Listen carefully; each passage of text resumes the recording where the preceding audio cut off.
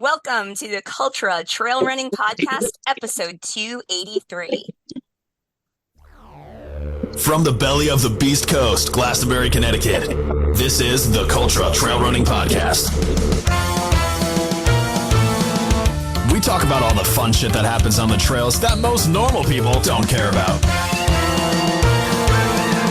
The language we use is f***ing explicit and raw like the trails we run on, so don't listen with your kids!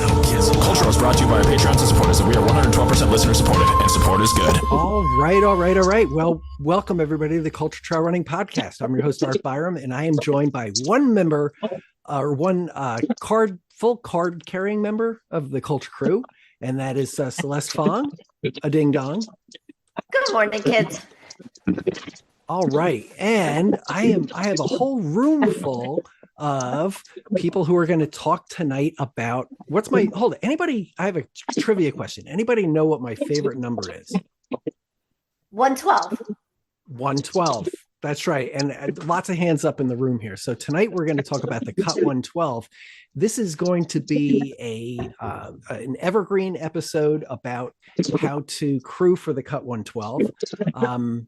It's not going to give you the basics if you don't, if you've never crewed before, although it will give you a lot of information along that, to that end. But it's really kind of designed to, kind of like a how-to. We're going to give you the toolkit, and we're going to show you all of the things you need to support your runner and, get it done. And I think maybe Michelle's gonna kind of kick us off on this. And so we have Michelle Pom-Pom O'Neill.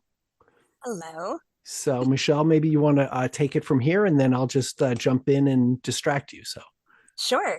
So just to give a little background about why we decided to do this, I mean, as everyone probably knows, if you're anywhere within 112-mile radius of Connecticut, the cut is coming up in the summer, or, well, technically it's the spring, but, it kind of kicks off the summer racing season.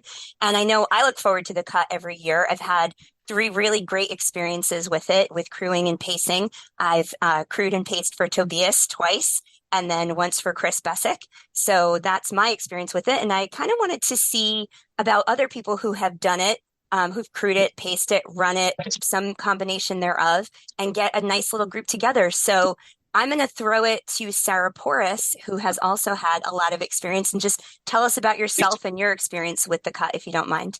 Thanks for having me. I am not a ultra runner. You guys are crazy.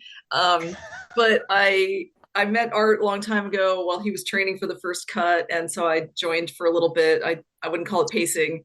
I couldn't even keep up with them. It was like they've been running since, I think you started the first year, like 1 PM. So it was early morning the next day. And I met with them and ran about 10 miles with them. And I think I might have helped out a little more at that point. And then did a little more the next year, helped individually crew 1 or 2 people, at least partially, not the whole way. And then in the fall of 2022, I walked the whole cut with somebody Art knows, Peggy Byram, and another friend, Sharon Spinelli. So we walked the whole thing. We're like, what is this about? We need to know. We need to see what the big fuss is about. And so we spent 14 different hikes, and we did the whole thing. And that was really great. And you guys are nuts. I just can't do it at night. You can't follow the trail in half the places. It's insane. And mad respect after just walking it. And but it's amazing, and there's some amazing views, and it's just a really cool experience to walk the spine of Connecticut. So it's a really neat thing. Very good. I Awesome. like that you called it the spine of Connecticut, Sarah, because that would mean our state has severe scoliosis. Yeah, it's okay. It's okay with it. Proud of it. And Andy, since you're off mute, why don't you just tell us who you are and your experience with the cut? Sure. I'm Andy O. I guess like Sarah, I helped out when Art and Company first ran the first one ever. I met Art and them all like that going into the evening of a very terrible day for them, not me. And I got to be one of the first people to hear of the shadow bear in Art's hallucinogenic state, out in the middle of somewhere between Farmington and Plainville. I volunteered at it a number of years. I earned my first ever DNF trying to run the cut undertrained in 2018, thinking I've run 100 before, I can do this, and that was wonderfully humbling. As a result, met some great friends, namely Becky Burke and Simon Edgett. Had a lot of love from a lot of other people, and then trained like hell for it in 2020. And Art was so dead set on me not having any competition, he canceled that year, and for no other reason. And had some great support from my great friend Mike Dolan and JT, who is not known in this community. He's a road guy, but a wonderful human nonetheless. And he crewed the entire way, all 30 something hours of it. And Art saw me through to the finish. And I get verklempt every time I look at my cut buckle, because it wasn't a race. It was just, me finishing that day. But that was one of my fondest memories and greatest accomplishments in my 46 plus years on Earth. You did set the FKT that day, though, Andy. Gotta say that day. Thank you. I humbly held that FKT for I think 22 hours, and then was beat, by the next day. But that's okay. Who cares? I wasn't out to set new records. I just wanted to do it. But I've been out there in some way, shape, or form, I think every year, to be somewhat helpful. It's always great to be able to jump back in. And I even made notes. I have a list of notes on my computer screen next to y'all's lovely faces for when we get to the advice portion. So looking forward to be able to have that chat. Awesome. Thanks. All right, Billy, how about you? What's your experience, Billy Baker? Yeah, I've completed the cut twice. I attempted it a third time in 2020 when it was officially canceled, self-supported, and did not complete it. And then I've also crewed and paced it for my brother, who's also done the cut twice. And it is everything that everyone says it is. It is the hardest darn 100-miler out there. I think a lot of people underestimate it because they're like, hey, Connecticut, it's this tiny small state. It's relatively flat. But the Metacama Trail is absolutely bruising. It's brutal. And my biggest piece of advice for anyone considering, racing it, crewing it, don't underestimate this Beast Coast race called the CUT112, because it is the real deal.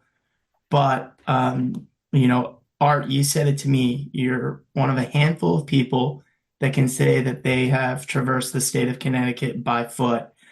And to be able to wear that badge of honor, or that belt buckle of that, is something truly, truly special and amazing. And the challenge is worth going after and taking, but don't under prepare for it, because it is going to punch you in the face for sure. Right on. Oh, that you Scrape just gave me in the goosebumps. knees and twist you in the ankles and knock you in the head. Yeah. Yeah. So I don't know. I think we kind of launched into this a little bit, and I just want to kind of reiterate that for those who might be listening to this wondering what it's all about. So the cut starts up at Rising Corners, which is on the border of Connecticut and Massachusetts, almost in the middle. It's right where that little notch is, just to the right of that little notch in the top of the state on that border. And it kind of cuts down the middle of the state, but then it takes like a big lightning bolt right in the middle, and then continues down to Guilford to the Long Island Sound. So it's roughly, it's always difficult because every time you check it, it's slightly different. So it's somewhere between like 15 and 18,000 feet of climb. And it may be quite more than that actually by the time you climb up and down all the boulders that that aren't being picked up on your watch. But it's, something that takes people a long time to do. It's not something that, most people don't finish under 30 hours on this. Nobody's ever finished under 24 on this. And that includes some of the top runners out there. many of the top runners that I know of have DNF'd this. They've just run into trouble there. So there seems to be a curse for some of the, for some of the faster people there too. So not to get everybody sidetracked, but I thought I'd just kind of reframe that a little bit. And it's a community event that involves all of the different running clubs and trail communities in Connecticut kind of get together for this. So it's a lot of fun. And Andy's role in this, I have to say, he's like a graduate level crew. He's like my personal crew. Like after it's been many hours on the thing, Andy's like the one who's like crewing me usually at the finish line and some other, and at Mutt's End, which is about halfway. So I actually have a number of my bullet points are about that, Art. So thank you. Oh God, I can't wait. Yeah. Nothing bad. No, but that's the reality is you've got, I think people who are used to, quote unquote, used to doing 100-milers and, maybe there's a 30-hour cutoff. And there's, an RD that one is getting paid or paying themselves because there's an actual entrance fee and the money's going to them first. And they can afford to hire someone while they nap in the van for a couple hours, but not Art effing Byram. No. He maintains his luxurious mane and rosy complexion through insomnia and not eating. And I mean, look at him; it shows. Yeah, That's lovely. But speaking of, fast runners, people who have really like chewed up and spit out the cut, we've got Tobias El Nino, who is not El Nino anymore, the chosen one. You've done it and you've crewed it and paced it as well. So want to talk about your experience a little bit as well? Yeah, definitely. I originally, I think, intended to do it in 2020 and then it got canceled because Andy couldn't have any competition. And then I came back in 2021 and finished it in 2021 and then came back in 2022 and finished it again and then came back in 2023 to crew and pace for Chris Bessick. And so I paced the whole butt, which was a lot of fun. More for me than for Bessick, but yeah, so. Very good. And the butt, just for clarifications, is the back end of the back Ultra Traverse. That's basically the last 50 miles of the same course. And that starts at the ass crack of dawn on Saturday morning after all the CUT112 runners start at 8 o'clock on Friday.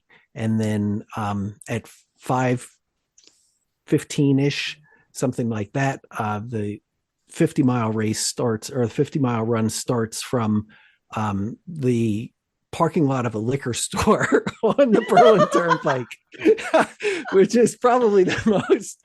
And I'm still surprised that we're not all thrown in fucking jail right now. Yeah. And Celeste, you did that last year, right? You did the butt? Yeah, I did the butt last year. Yeah, I crewed the previous 2 years, and I did the butt last year. Yeah.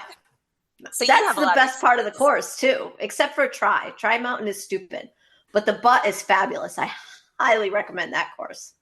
That's awesome. I've been hearing that the butt is excellent for years. I mean, the butt. Andy, we can try to fit you in. Let's see how many people we can get into that butt, Art. Okay, I think so, because there's a lot of time you can spend there too. This podcast just got canceled in Texas as a result of that conversation. Okay, all right. Well, I mean, there's truth to this though, because actually, although it starts at it starts at dawn, whenever the sun rises there. I think it's like 5:15, something like that. In the morning, you actually have until like almost 24 hours to finish that. It's a lot. I have to do the math, but you have a lot of time to finish that you could really walk in the 50. Oh yeah. Assuming you're just like not me, not doing that. Slow girl in the back. And the only other thing just to keep in mind, just to let all crews, just to remind them of it, or anybody's thinking about it, is that there's the one rule that we have is that there's no sleeping. Okay. So we don't want this to be a multi-day race. It is a multi-day race, but it's not one that you sleep during. Not for the crew. The crew can sleep. It's just the runners. There's no sleep till Guilford. So if you sleep, you didn't really accomplish. You did something amazing if you went the distance, but it's different than what we're trying to do here. So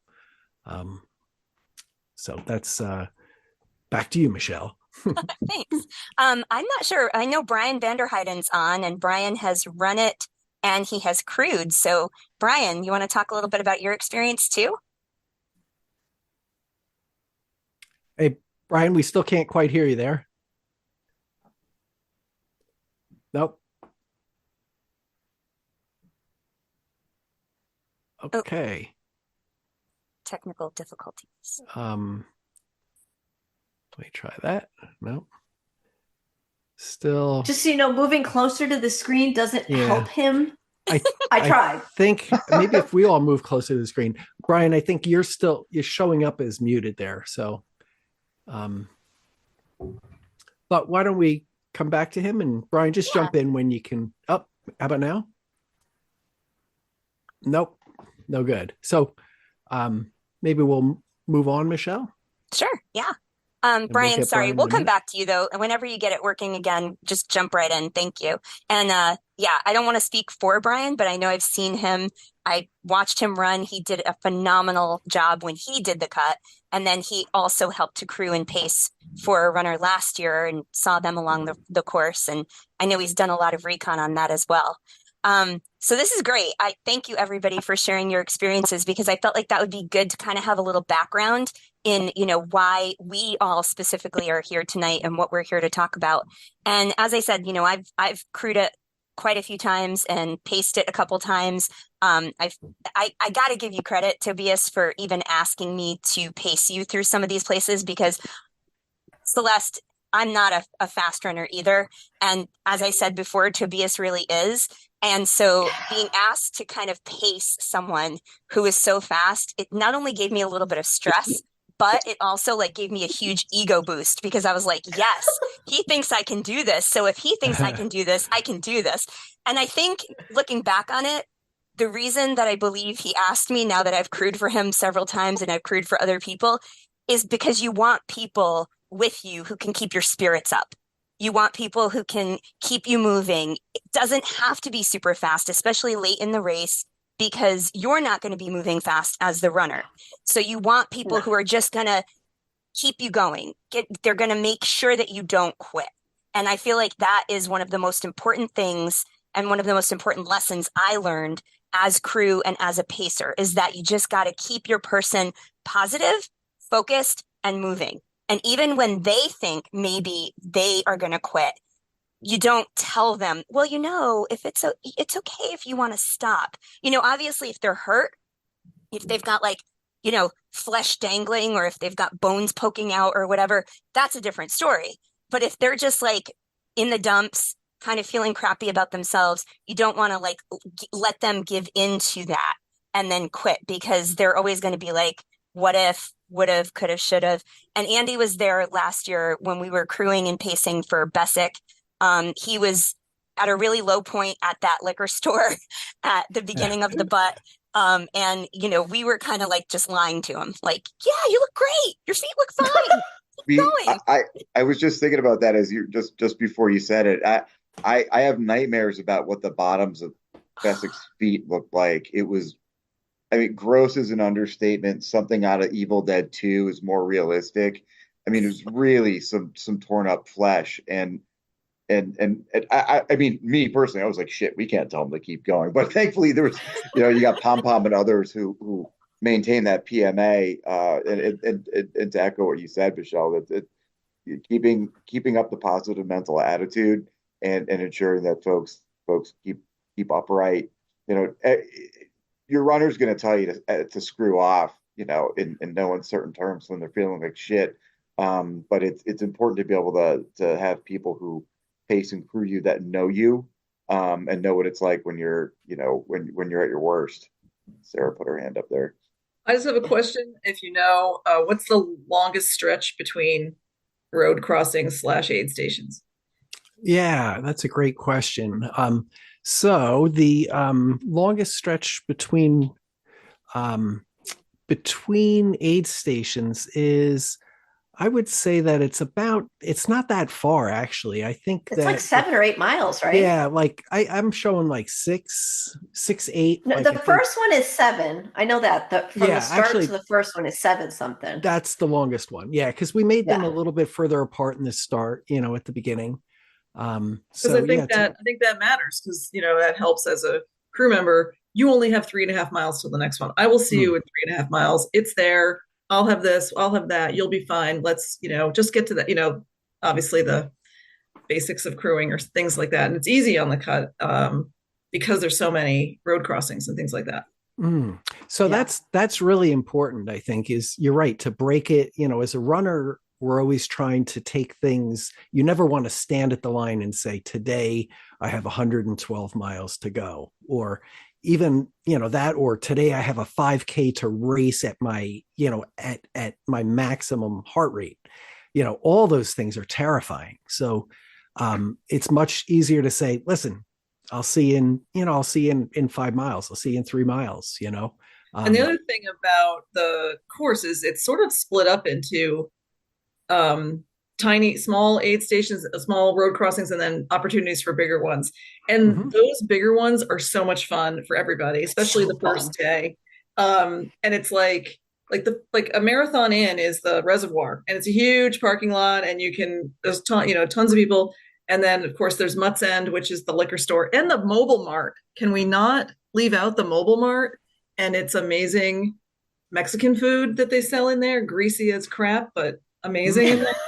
So, and then there's Guida and there's Rogers, and there's just so many great big spots that can can incentivize your runner and say, oh my God, Rogers is the party. There's going to be barbecue. There's going to be pierogies or whoever cracked out the pierogies that time. Right? There's Pierogies. going to be Kurt Zimmerman's, amazing setup. Um, there's Guidas and it's hot dogs and milkshakes. I mean, it's one carrot on the stick after another. Yes. I made a note about that type of thing, Sarah. Sorry, Art, if I'm butting in, just tell me to shut up. But No, go ahead, Andy. I think one of the important things for crew folks to remember, while Sarah mentioned the small handful of actual commerce that's available near some of the stations, not everything's open 24 hours, so it depends. I think it's important to manage expectations in that the Like overwhelming. the liquor store is not going to be open at 5:15. Sorry, everybody, the liquor store. But Right, right. But I think importantly, with even for the shorter segments between crossings, we do come to the fact that equates to a fairly long amount of time that the crew has to wait. And an important thing to remember for all those crew folks is, they can bust their asses in their van over to the next parking area and wait for a couple hours, but there's nothing around most of them, so it would really behoove them to spend some time with Google Maps way ahead of time to see where the convenience stores that are actually open and what their hours are so that they can get a feel for what the runner needs. Because we all know, any of us who've run, long distances, you could say you want an orange slice 2 hours from now, and then 2 hours from now when your stomach is shit, and you need, some chicken broth. That might not be able to materialize in a dirt parking lot in the middle of nowhere at 2 in the morning. So is there a Greek diner, within 10 miles that your van can get to in order to get you that stuff? And I would strongly recommend that runners spend some significant time planning with their crews accordingly on that kind of thing. And I would say, just to add on that, Andy, if you're crewing, if you have the ability to come to Connecticut and find the road crossings, because when Peg and Sharon and I just walked it, we struggled some mornings to find where the road crossing was struggled. And if you're doing it in the middle of the night, if it's just a wide spot in the road, and your runner really needs you, and you can't find it. Yeah, that could be a real panic. Gotcha. And we've had people, on occasion, runners have to be prepared to perhaps miss their aid station. And I have to say that the group that's running this is pretty well, they're pretty experienced in that. But just to keep in mind, it happened to us, on more than one occasion where, things just didn't work out. Our crew was just at like they were like, 20 yards up the road around a bend, and we just kind of blew through across the street. And next thing you know, we're in the woods. The temperature drops to 40. It starts pouring rain. The wind picks up, and we're, and we're holding on, trying not to get hypothermia. So, but luckily we had the right gear with us, and we were able to just, throw a jacket on the coldest people and press on. So, I know that we're talking about road crossings and things like that. So I want to talk about some of the tools that we have. And first, Brian Vanderheiden's back too. So can we hear you, Brian? Yes. Yes. Hey.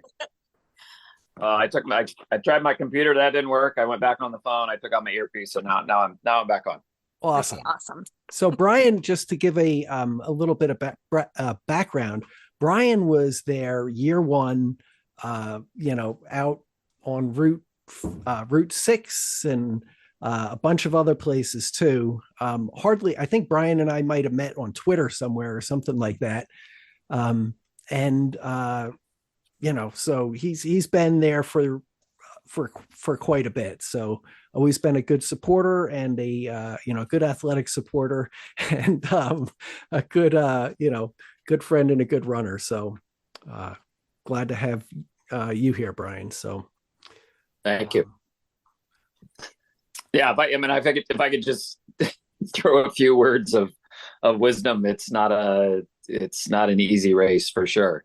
I was supposed to run it in 2020, and then the pandemic hit, and then I decided to run it in 2021. Trained my butt off. Felt great for probably 75% of the race. And then the bear snuck up behind me, and had to carry him the rest of the way. And based on how I was looking at the finish, my wife has forbid me from ever running the race again. doesn't mean I That's can't. love. Doesn't mean I can't come help some people. And who knows? Maybe my son and I will run it someday. So, but I helped Jess Crandall in her win last year, and that was great to kind of be on the other side of it for most of the race. Very good. Yeah, excellent. So that's great, Brian, and looking forward to seeing you there again this year. So I would like to kind of just maybe go over the because some people might be able to watch this on video. So we're going to have this up on YouTube, I think, when we're all done. So one of the things to keep in mind is that we have a spreadsheet that shows all of the major road crossings. There's probably a couple in there that may not be listed, but basically we have a list of 20 road crossings plus the finish and the start. So on this, you'll see, if you're looking on now, you'll see aid station numbers. Those correspond to numbers that are on the map that's just below. So like here, I'll do the math for you. If you look at number 1 here, where it says start, you go down to number 1 here. Okay. So that will tell you basically where you're going to be at that. And that gives you just like a rough thing. Now, there are also two different things. There's the name of the station, and that's what everybody refers to so that we don't get things mixed up. The key ones are obviously the start, which is Rising Corners, and then Rogers Orchard, where there's a somewhere around a 10 o'clock cutoff, 10 o'clock p.m. So you want to make sure that you get there before then. There's no phone service at Rogers Orchard, or very spotty at best for a lot of people. So, be prepared for that. And then there's Carey Street, and I put that in red because nobody's allowed to go there under any circumstances. You got to make a really good case to do that. We will man. That's the only aid station that we'll be providing. Every other place, we're expecting runners to be fully crewed. Now, we do all the people who are kind of out there, everybody's got a gallon or two of water typically in their, in their trunk or, or something to eat or whatever. But really, we're looking to have everybody be self-supported, through their own organization. And if you don't have a crew, you want to post up right away and ask for help early. And, there's a lot of people that can help as long as you let us know early enough. And that's actually a good point that you just made, Art, because I know right about now some people are looking to assemble their crews. So we have, and I mean we like the royal we, there is the CUT112 Facebook group, and that's a good place to post things if you do need a crew or pacers and you don't have them assembled. You can always post in that group and people will kind of say, yeah, I'm available, or yeah, I'd love to help out. And there were some questions on that. And one of the questions was about getting to the start. So I just wanted to ask you, Art, what do you recommend as far as a time for people to get to the start? Yeah, so the race is going to start at 8 o'clock, but we have a pre-race meeting that usually starts at around quarter of. And I like to leave enough time for us to be able to walk to the start so that we're not running to the start to try to start at 8. I like to start on 8. It's something that we should do, is start on time, right? So you probably want to get there between 7 and 7:15 would be a good idea. 7:15 is fine.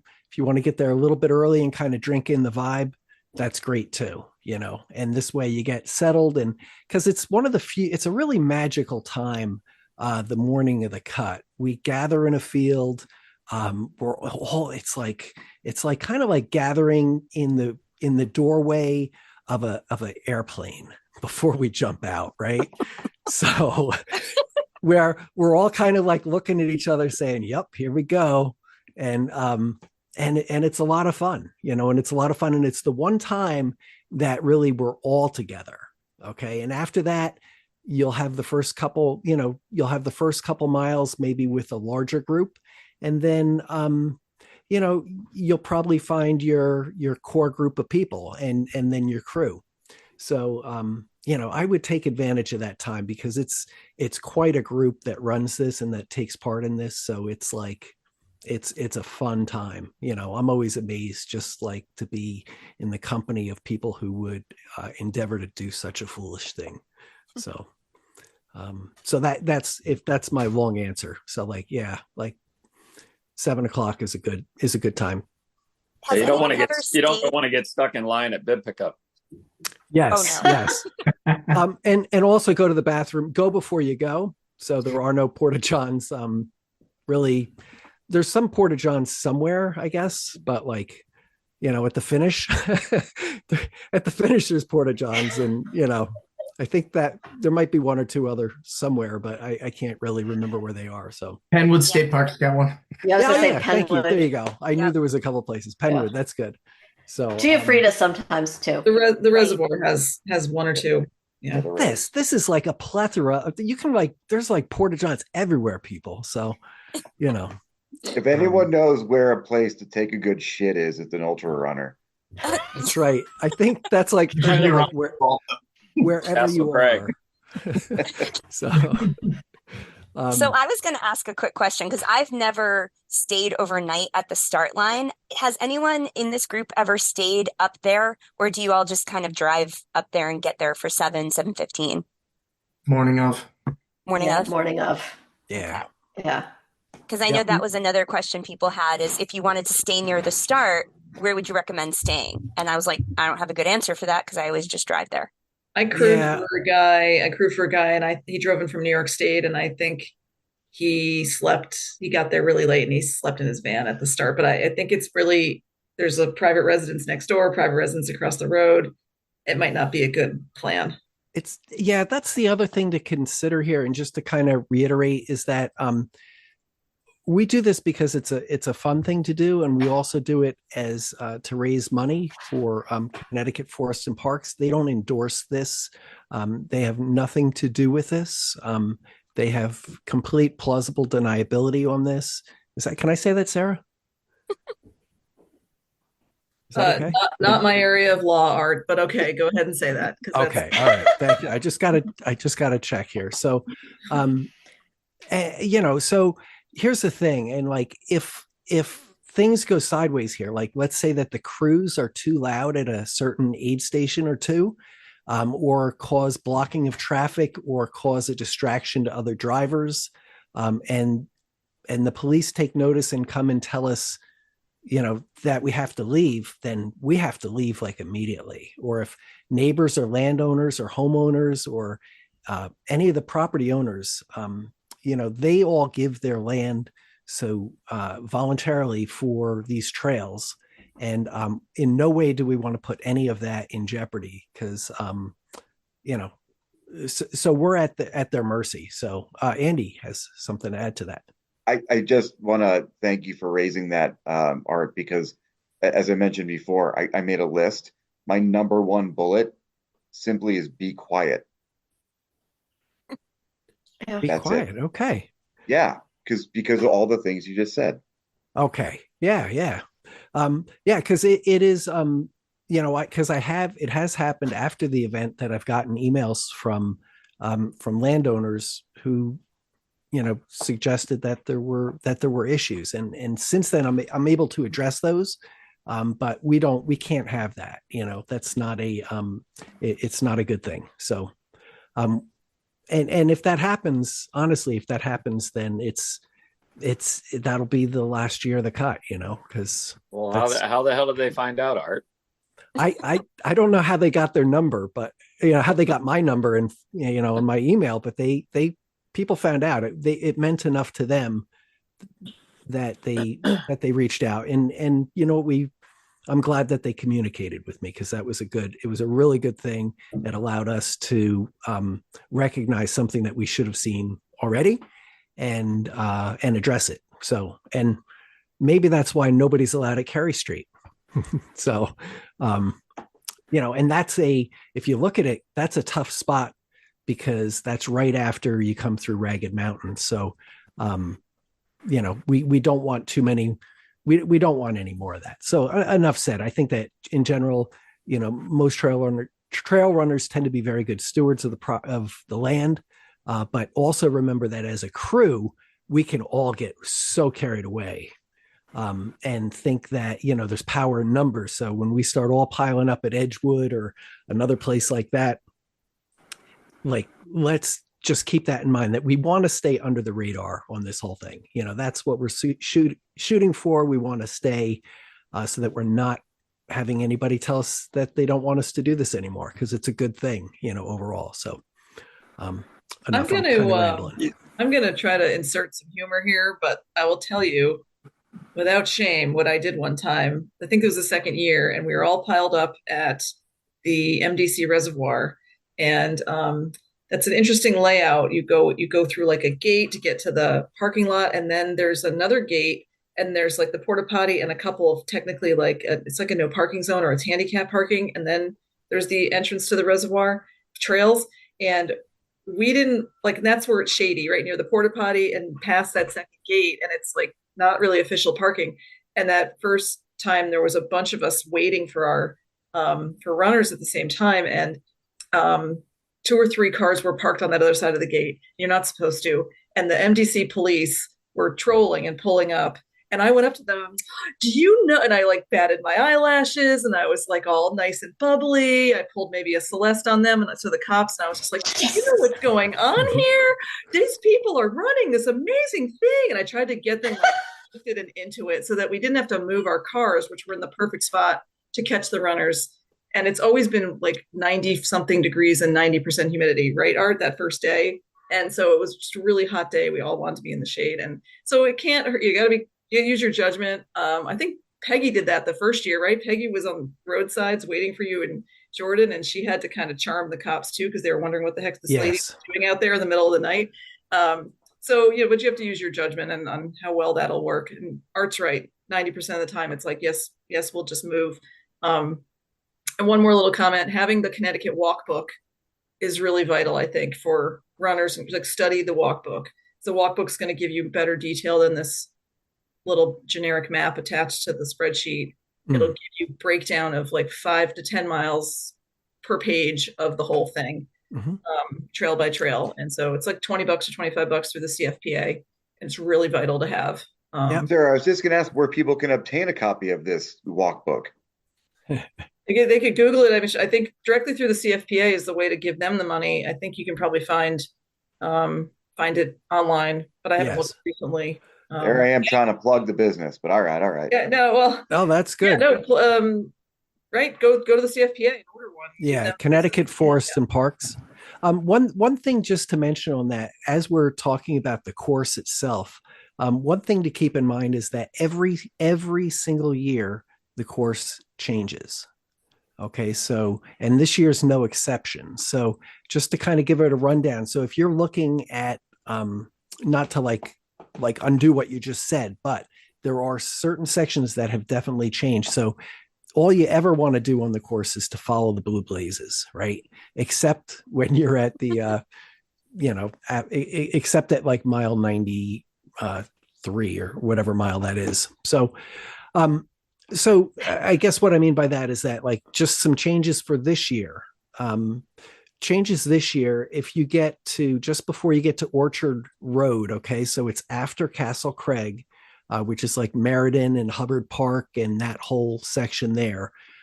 You're going to be heading the section where you used to cut across some driveways and then cut across the overgrown power lines before you made the right through the mud pit. All that shit's gone now. So there's some wonderful single track there that's very well marked. That will get you there. And there's also a little you used to run on this steep ledge, where you could kind of fall off. Now it kind of does this square out and around, and it's all well marked. If you're on the trail and you don't see a blue blaze, you're off trail. So so pay attention to that.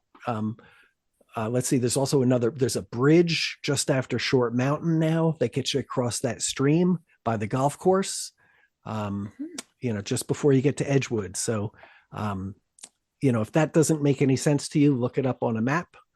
And then the other like hot tip is the hardest part to follow on the whole course. Most of this you can do without any kind of a map, I would think, just by following the blazes. The hardest part to follow are the roads and the most popular sections to get it exactly right. When you get to the top of Castle Craig, there's enough side trails that it's very distracting to be able to navigate your way through there sometimes. But know your road sections, like study those so that because 2018, we just missed the left onto Lover's Lane and we ended up in the middle of Guilford, literally a mile and a half from the finish, and Stacy was going to call her dad.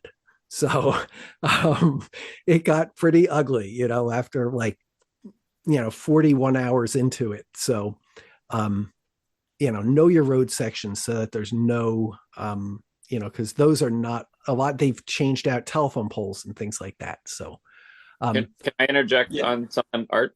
Yeah, please. This is, I guess, for the crews too, but for the runners is try to put some sort of GPX file on your phone, whether it's through All Trails or whatever. I know when I ran, it saved me probably 3 or 4 times. Just I went off trail. It went off trail, maybe a couple of 100 yards here, maybe a quarter mile there, but it definitely was helpful to try and find my way back to to the blazes. And if you put your phone in basically offline mode the whole time, I think I still had 25-30% battery left by the end of the race after 30 hours. Yeah. Yeah, Brian, I second the GPX. It's really strong. There's a great app called Gaia GPS. It's a free app. You can put the GPX right on there. And for the road sections, it's really nice because it gives you confidence when you don't see the blue blazes specifically. Speaking of your GPS will work in offline mode. You don't need to have your phone on cellular mode for it to work with the GPS.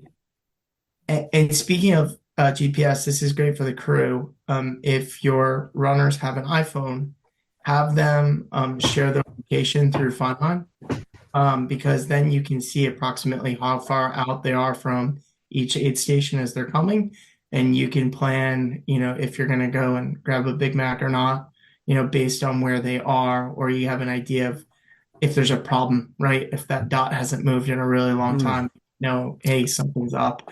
But that was something that was really useful as a crew member to be able to see my brother exactly where he was and kind of get an estimate of how much longer we had until you would arrive at each stop. Yeah. So again, that's important to that's a great point to raise because ultimately runners are responsible for their own safety on this. I do not have any way to track you guys through this. We do our best to kind of keep an eye on you, but that's really up to you as the individual runner and your crew to keep an eye to make sure that you've made it through.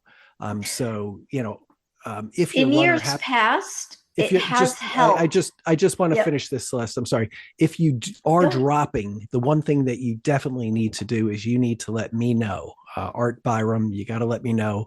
My name's going to be all over the sheet, and if you're dropping out, you got to let me know so that we're not sending Andy up to the top of Castle Craig looking for you. So, Yeah. Another thing that's helpful for art is for your crew to update your location on the Facebook page. So like when you pass, Giuffrida Park, if your crew updates, then art kind of knows where all the runners are throughout the event. And it's a lot easier because then if we haven't heard from a specific runner in hours, we can be like, okay, have you heard from your runner? Where are they? Where were they last? It's a good thing to have your crew do. very good. Very I was good. actually going to ask about that, Celeste. Thanks for bringing it up. Like, in the past we've relied a little bit on crews posting on Facebook, and we hope people do it. And there are others who sometimes check in with like it's Art or Kurt or another volunteer.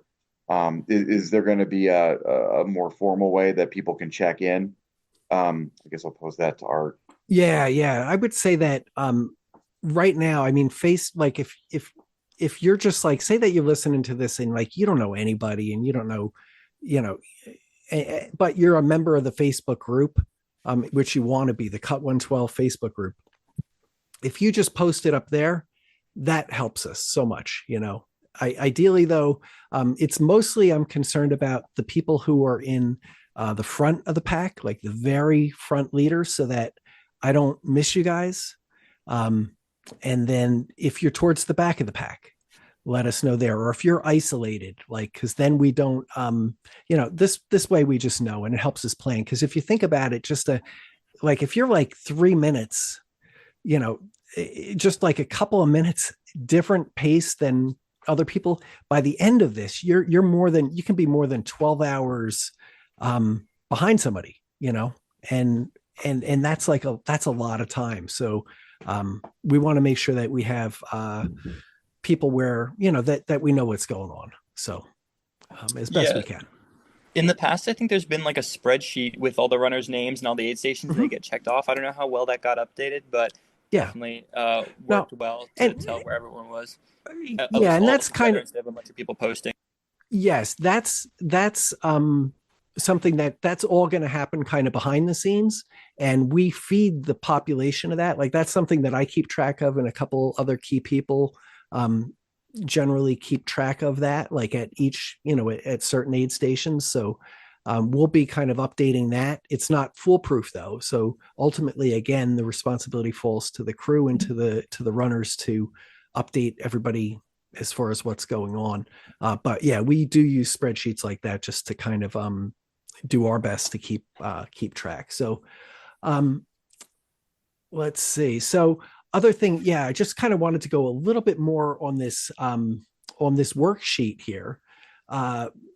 Each one of these addresses, you can either enter it manually into your car GPS. Like if you have a navigation system, sometimes that works better than a phone system. Just like your Waze may work fine most of the time, but when you get to Rogers Orchard, your phone might not work. So you might not be able to it might not figure out where you are, but maybe your phone, the system that's built into your car might, if you have a newer car, just a little thing, or your old GPS. Like if you have one of those handheld Garmin things that used to stick on your windshield, it's a good time to bust it out because you didn't want to throw it out because it cost you $400 at the time. But now you have it, and this is the time to bring it with you and make sure it's charged. So you can either enter this address, or if you have this open on your phone or a tablet, you can click on this and it's hot linked.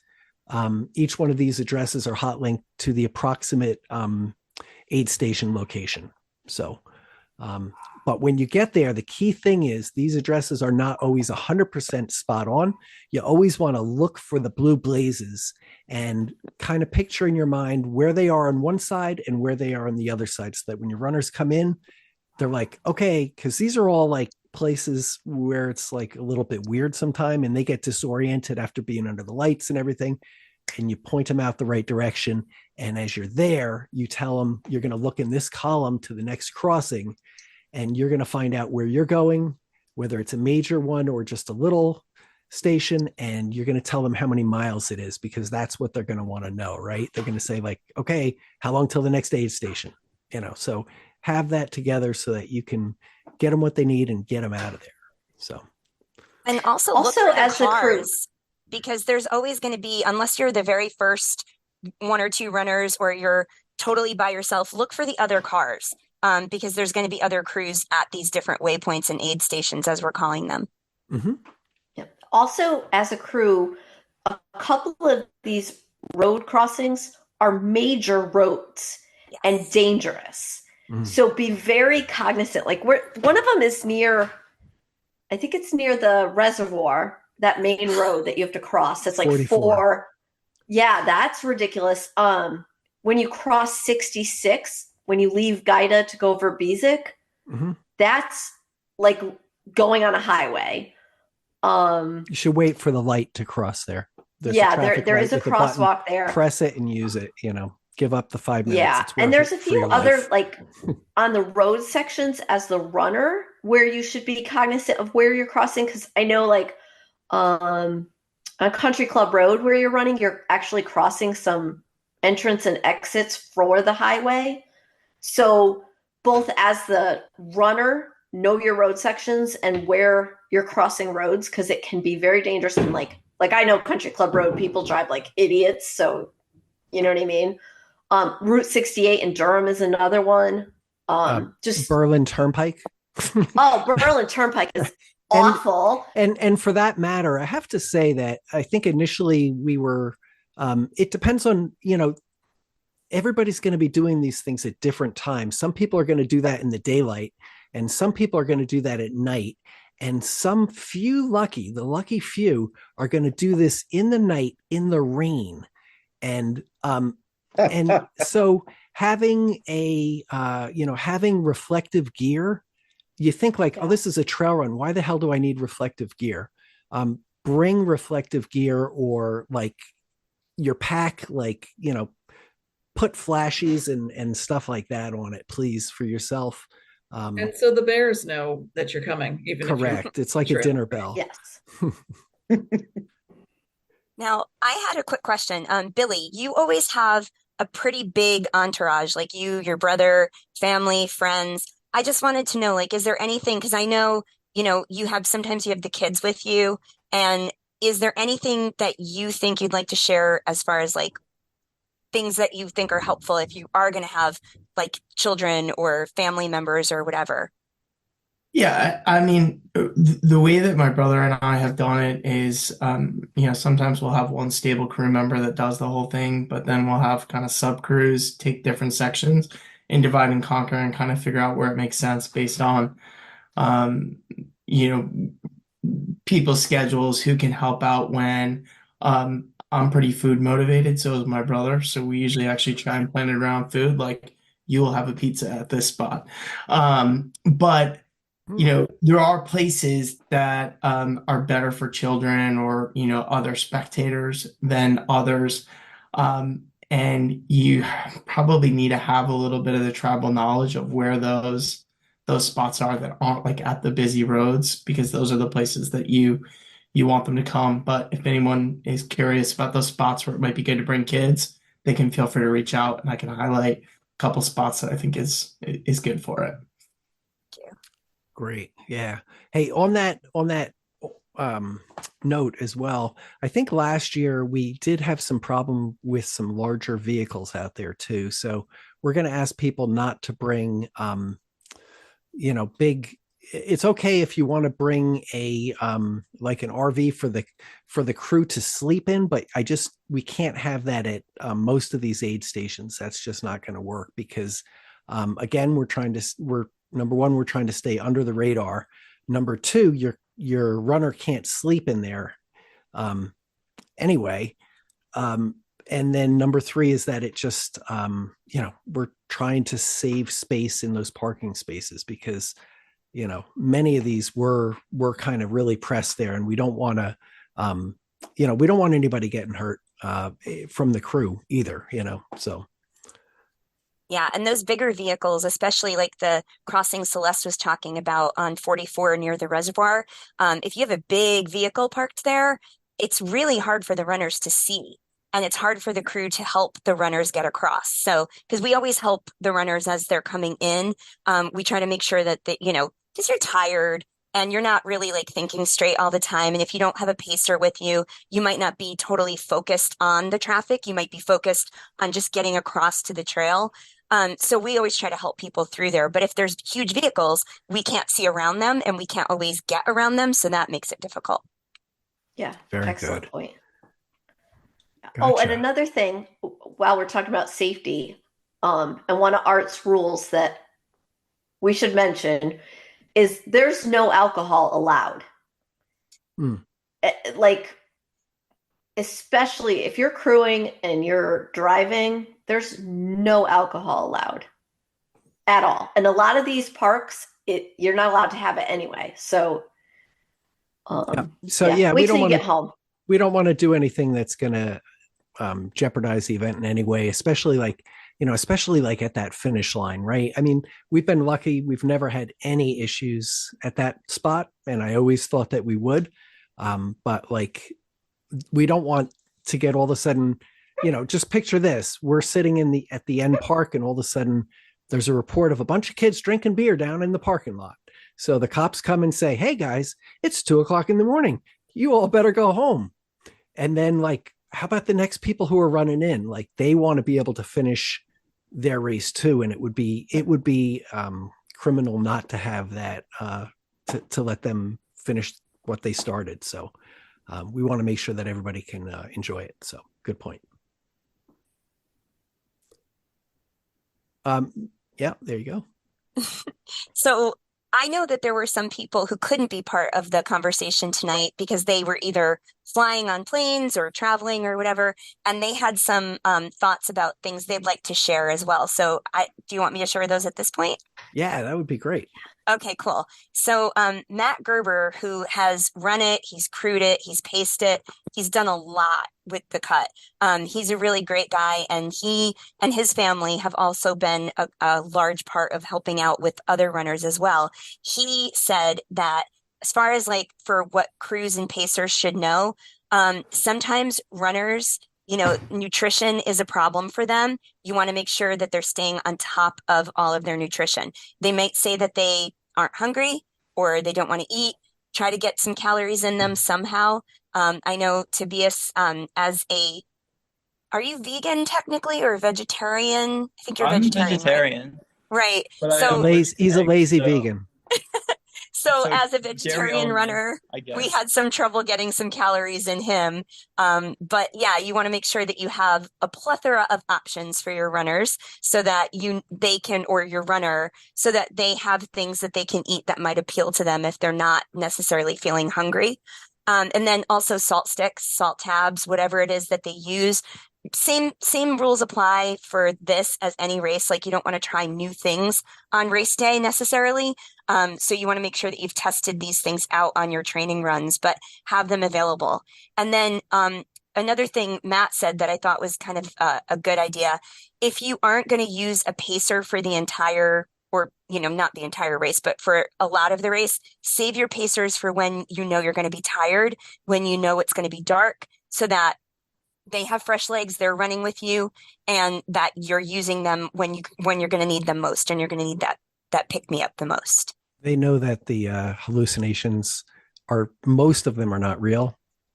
So they're able to help identify, when there's actually rats eating at your feet and when it's, not happening. So unless you have a hallucination as a crew member because you haven't slept for 48 hours and I still think what I hallucinated is real. So I'm going to side with you. Okay. Hallucinations are real. Okay. I swear I saw a fire in the woods. It was towards the end. I want to say it was like Clapboard Hill Road, the haunted section, the one that Art says is haunted. Yes. Yep. Tobias's girlfriend, Veronica, shout out to Veronica. She's an awesome Big crew shout person. out. So She's big. so She's so helpful. She was in her car. Now, so Yeah, and she's been awesome. And she was in her car, and I was in my car, and we were waiting for Tobias. I think it was you, right, with Bessick at this point? Or maybe it was you or Will and Bessick at this point? Or maybe at you, Will and Clapboard? Bessick. Yeah. Yeah, last year, it was me and Bessick. Okay, so we were waiting for them to come in, and I was sleeping in my car, or I thought I was awake, but I think I was sleeping. And I saw a fire in the woods, and I went running out of my car and running out into the woods. And Veronica stopped me and was like, "What are you doing?" And I said, "Because there's a fire. I need to talk to those people sitting at the fire." And she's like, "There's no fire, Michelle. There's nobody there." And I swear I saw it.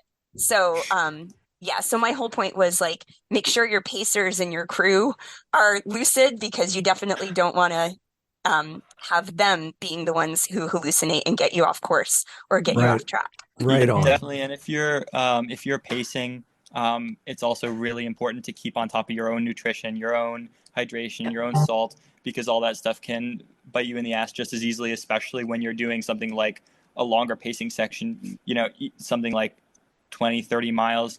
It can take you a long time that you might not be prepared for, especially if your runner is having some issues. So definitely staying on top of your own stuff is really important, and it's hard to keep in mind because you're so focused on your runner and trying to get them to eat, to drink, to do all this stuff, and it might slip your mind to do it yourself.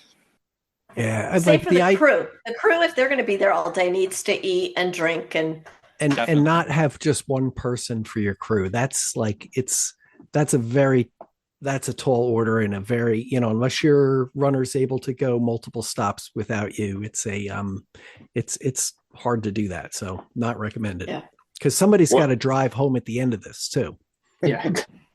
Well, the Facebook group can help with that, right? People can kind of connect with each other. Yes. And team up. Like some people might only have one crew person, but they should definitely pair up and team up and cooperate. And note that if you're doing that and helping another runner that's not like part of your original group, and your runner bails and you all leave, you could be leaving a runner either without crew or with one crew left. And that kind of happened that first or second year. And that sometimes people will pick up that slack, but that's kind of unfair. So you need to be really careful about those kinds of things. Calories of the cut, I think, is real. Because a lot of people, their first time doing the cut, they may have only done races where there are regular aid stations that are not self-provided, and they may have done just shorter races, ones that are like 12 hours or less, and they've survived on, goos and small bites and that type of thing. But when you're doing a race that's 30 plus hours, you as crew and you as runner, you really need to talk about preparing for like real calories, because you can't get through 30 plus hours without a real meal. And you're not going to have probably a cooking surface or something like that. So you got to think about like what's going to preserve and what's going to be there, and have a lot of different options. That's something that I really recommend that crews talk about with their runners. And there's enough things out there, like you guys said before, where you can go out and stop and pick up fast food or, pizza or something like that. But you want to have an idea of where those places are going to be beforehand, so that way you can provide those calories for your runner if you're going to need them. Great point there. So one of the things I can suggest is to use Ziploc bags. And whether it's, if your runner can handle 200 calories an hour or 300 calories an hour, figure out what that amount is and try to put that amount of calories into each Ziploc bag so they kind of know what they're getting. And it's easier for them to keep track of the number of calories that they're getting, throughout the day. Yes. That's awesome, Brian. And also that saves time. So let's do some quick math here. Okay. So there's 20 stops here. If you take 3 minutes at each stop, which would be really fast, how much have we added to a race? An hour. An hour. Yes, Celeste, look at you. So you win. The slow girl knows. I said it, but I was on mute. I'm sorry you didn't phrase it in a question. So, all right, Michelle, what else? What are we missing here? What do we got to cover here?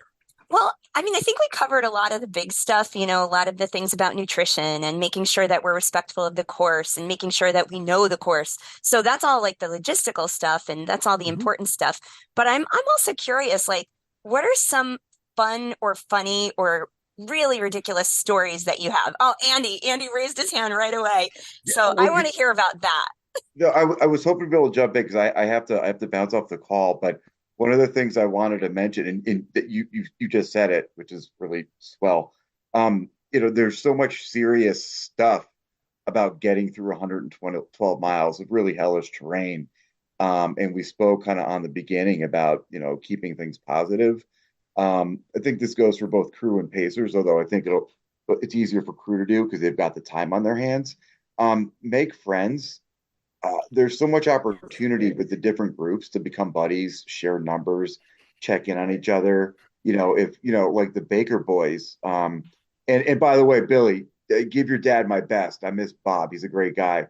Perfect example. Like me and Billy's dad are friends on Facebook now because of volunteering at the cut. And he's just a hell of a dude. But you can if it's an out of state crew and they're trying to find cheeseburgers for their runner, a la Hundo Joe eats, the local cat's going to know where the closest Wendy's is or whatever. It just really take advantage of this stuff. I think as an ultra community, whether we're the distance runners, the people who support or learn from it, it's such a family atmosphere, and take advantage of that. It means so much. It's going to make that roughly 40 hours that much more tolerable and much more meaningful. And I do want to just give a quick shout out. I'm sorry if I'm pulling away from things. I was looking at the runners list or the entrance list before we got on the call, and I'm really stoked to see so many friends on there. I really just want to implore anyone who's involved in the cut this year to do everything in their goddamn power to get Jackie Smith to Guilford. Period. Oh, yes. Thank Right you. on. Yes. Oh, she's doing it. No shit. And it's cooked. Yeah, no, she's doing it. Love y'all. Thanks so much for having me on. I'm really tickled to think that you invited me. So cheers. Thank you, Andy. Thank you, Andy. Take care. Thanks, Andy. Bye. Okay. He's so great. Yeah, he is. It's good. He's another person, like he's very understated, but he knows when to push people and give that tough love on the course. And then he knows when to give that positive reinforcement, like when we were talking about Bessick and his feet and that whole situation, Andy is really kind of the guy that you want in your foxhole, as they say, as you're going through this. And that's really the most important thing, right? Is like picking your people and knowing who you really want when the going gets tough. Who is it that is really going to help you get through this? Because ultimately, this is a mental game as much or more than it is a physical game. And I mean, I've never run the entirety of the cut. I've run portions of it. And I know how punishing it can be, but you just have to have the right people supporting you. Very good. Well said. Thanks. So yeah, I want to hear funny stories though. I mean, we like Andy said, we've been keeping it kind of like, real and factual, but what are some crazy things that happened to you? Or that happened to your crew or pacers? 2 years ago, really funny, we were at Bluffhead and Jimmy was running and Mark Kelly was crewing him. And then all of a sudden, Mark Kelly went running with Jimmy, left his car, brand new car, open, everything out, and he just left. And he was just pacing him to the end. And we're like, okay, let's take care of this for you. Oh, wow. My gosh. That was funny. So like the spirit overtook him and he was just like, and he just left his car. Like open and everything out. And yeah. Leave it to Kelly. I think that it's important to, one thing that I've learned is that it's important to rely on people for help there and not try to do everything yourself. First year that we did it, we got to the top of Higbee, and Jordan said, "You know what? Hey, I think I might have an issue with my feet. There might be something going on with my feet." So, we had talked about this all day. So she pulls her shoes off, and sure enough, there's just like blisters like everywhere. And it's like, I forget what mile that is, probably like 70 something. And so right away, somebody has a kit with, to lance the blisters and to do all that. So right away, I like pick up the knife and I'm like ready to start operating. And I was the guy who had been up all night running and was at mile 70 something. And I have like shaky hands on a good day. So like we needed, at that point, what we needed was somebody from a crew to step in and be the voice of reason. So that's another just thing to talk about as a crew. Like, we talk about pressing your runner forward. There are times of heat stroke and other medical issues where you want to pull the plug and say, this is over right now, and that's okay too, because, honestly, we want everybody to finish, but we also, we want everybody to live, right. And to, I don't know, to get through this, Art, I remember the scalpel incident, and I think it was Steve who brought that whole kit. Yes. And I'm trying to remember, we were all singing. I was with you on that stretch, and we were all singing a song. I cannot remember what that song was. I'm sure it was trail running related or Joy and Pain, Sunshine and Rain. Here we go. Yes, that's a staple now of the cut. Yes. Yep. No doubt. Good times. That's an apt song for sure. Yep.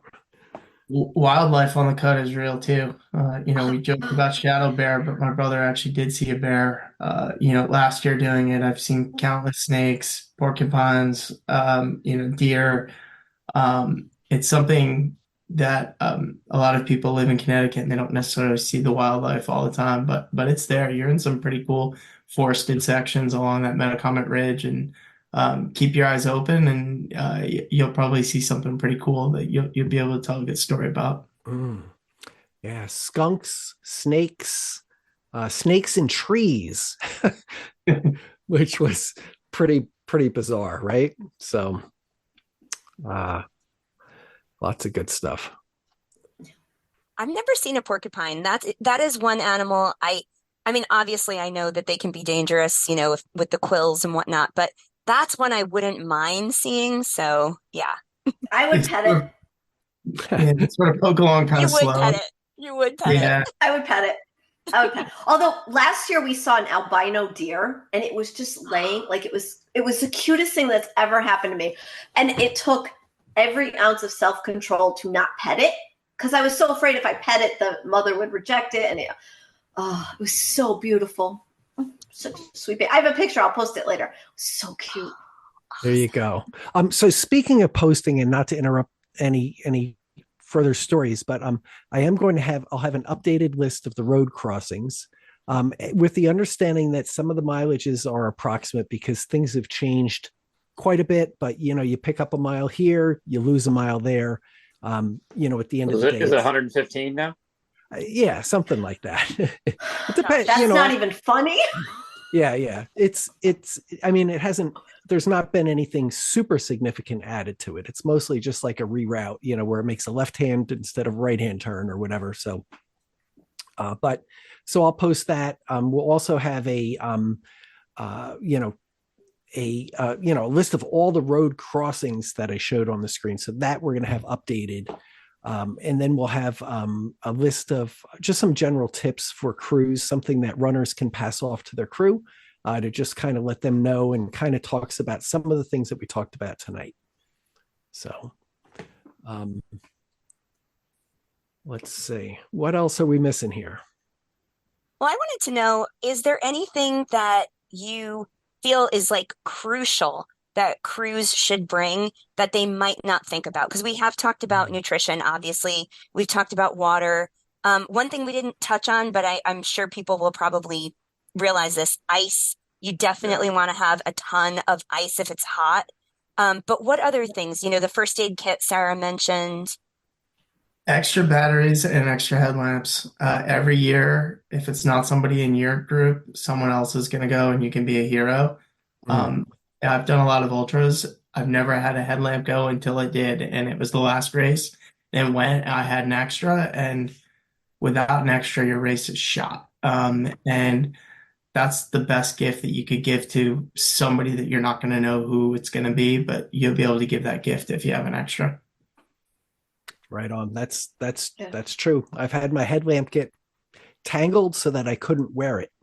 And long story, but I had a backup and that saved me. And the 2 times that I did it, both times somebody at Castle Craig their battery died after the castle, coming through that, one of the nastiest sections of the course, headlamps out. So, yeah, that's important. The thing I would add to this is just a little first aids. Like your first aid, obvious. I'm not going to go into the details of that, but bring everything that you need. And then the other thing that a lot of people don't think about is that you're not talking about like putting a little band-aid on a blister. Sometimes like you gotta like just like wash the feet off because they're like muddy and you can't do anything with them. So I think I like to bring our 2 little those little pans that you wash your dishes in, the little plastic tubs. I bring 2 of those, and put warm water in one, and warm soapy water in one, and then you can dunk them in the other one. And then a nice towel that you can use on the feet to kind of just get down to the base layer. You do that, and then Stacy, I took care of her feet one year, just using that, and then whatever you're putting on there, Desitin, right? Like you can't have too much Desitin. I gotta say that. Yeah. And as a crew, I mean, this seems basic, but like if it's your first time doing a long one, like having a couple chairs in your car, critical for That's your exactly what I was thinking, because I forget it every year. Yeah, And a chairs. table, is too. always big. And then for Table. runners, plan with your crew extra clothes, because there was one year where the rain was just torrential. And when you're out there for 30 plus hours, there's nothing better than getting a dry set of clothes. So having that sort of planned out with your crew, and if you break it into 10-hour sections, I'm going to wear this for this, that for that, put them in baggies. It's a good way to do it. Yeah. And you know what? Oh, garbage bags. Yeah, there you go. Yep. Yeah. I didn't bring shoes one year.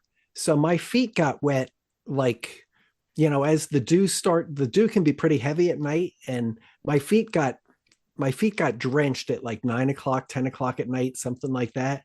And they were wet like the whole time, because I ended up running across the field like, 20 times, at the finish line. And so my feet were wet for hours as a crew member, right? And so having a pair of shoes is a good thing. So And blankets. That's I always bring my Snuggie. And I know I look ridiculous, and I do not care because I have my anti-gravity chair. So I've got my chair, I've got my Snuggie, and it gets cold overnight, even if it's really, really hot during the day. And I don't like to sit in my car when I'm crewing because I'm always kind of afraid I'm going to miss my runner as they come through. So I sit outside the car and I just kind of wait. And just having that little blanket or Snuggie in the chair, it just gives me that little extra warmth and comfort so that I don't worry about when they're coming through missing them. Insect repellent. Speaking of being out at night or early in the morning, that stretch just to get from the parking lot to the start of the cut, it's so buggy in there. So the whole first section's pretty buggy. So yeah, that's true. And then another thing that I started doing, and I think Tobias liked it, and I think Bessic liked it. I would bring lights for the trunk of my car, and like just not anything too overpowering because again, we don't want to be obnoxious when we're in different neighborhoods, but just like, Christmas lights that you can string that are just LED lights, or just like I have like this little mini disco kind of light, and it just does enough. Strobe light, Yeah, black yeah. light. It kind of like, Exactly. okay, it pulses with the music, subwoofers. It's good, But yeah, like those things. And then just putting up signs. Like I know a couple times, during the cut, like we've held signs or we put them up in the woods or whatever, just to encourage runners, just, keep going or whatever. And I think people do appreciate that. That's great. Yeah. Also come with a thick skin, because your runner is, well, if you're crewing me, is not going to be pleasant at all times. Yeah, I always warn my crew and pacers, like, there will be swearing. I will not be nice. Truth. Yeah. sorry Yeah. for what I said at mile 87, that t-shirt, right? Yeah, I did last year. I made one of my crew, she was pacing me, and I was so in a bad place, and she was just being nice to me, and it didn't go well. I don't think she'll ever crew me again. But don't be nice to me. I'm sure she'll crew you again. I'm sure she will. But yeah, I made her cry. Oh, I know that when we've talked about the foot thing, but when Bessic was having his particular issues with his feet, he just it was me, B-Rock, and Tobias, and he just kind of looked at all three of us and he was like, F you, F you, F you. And he was like, I hate all of you. So, but we're friends now. Yeah, that sounds like me. I'm just like, shut the F up, F off. I don't want to hear it. Like, leave me alone. Yeah. And of course, Selena was with me too, and she's just like, okay, drink. She don't care. But yeah, I'm not pleasant, so I apologize in advance. Except I'm not sorry, but it's fine. Gotcha. So yeah, so I think we covered a lot of the good stuff tonight. I think like one of the key points, again, especially if you're new to this, like reach out to the other people there who are crewing early as you can, because you know what, they're going to be your friends for the next like 2 days.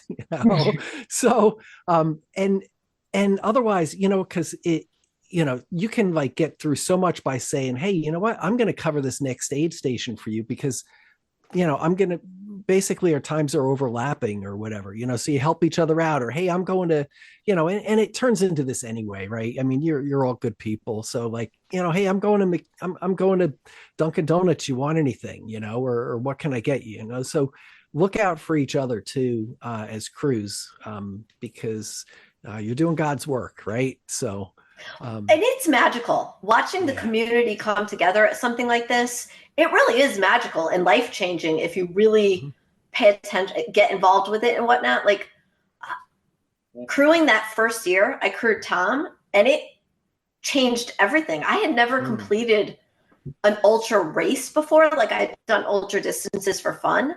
And, everything changed after that for me, for people around. Like it's a magical experience. So if you do have the opportunity to crew or run or pace or whatever, take advantage of it, because it's epic.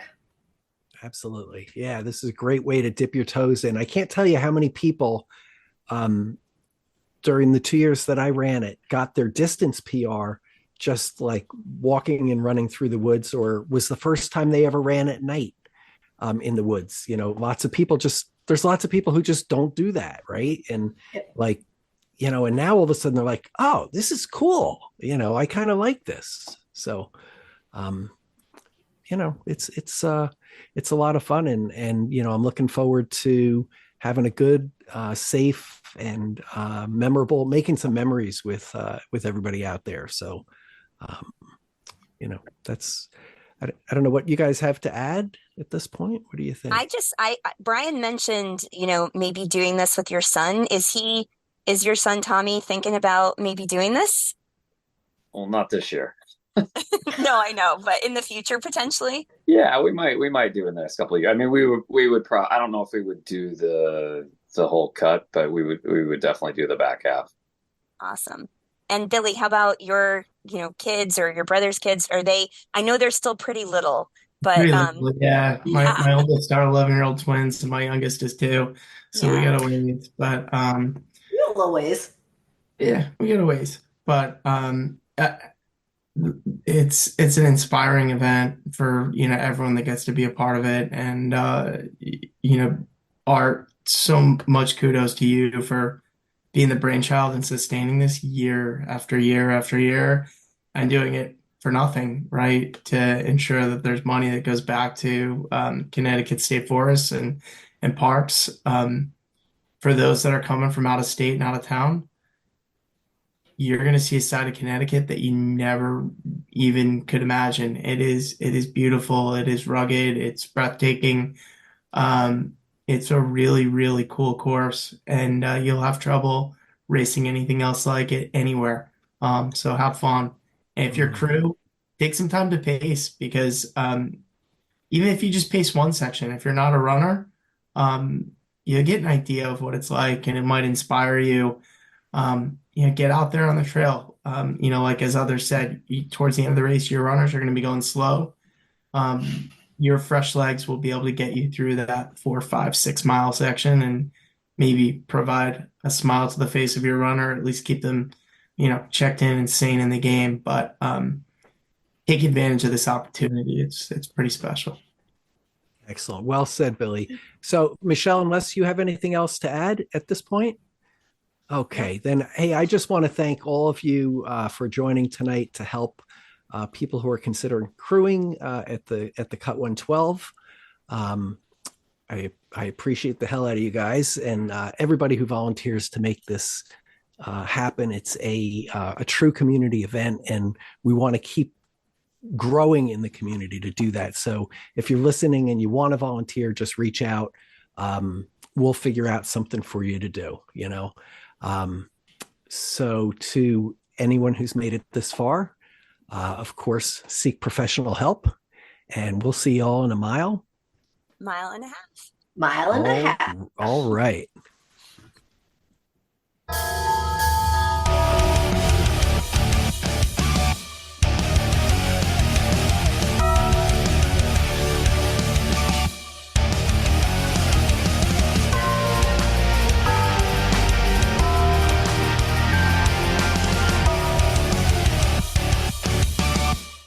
All right. Thanks, guys. Thank you. That was perfection. Yeah, that was a lot of fun.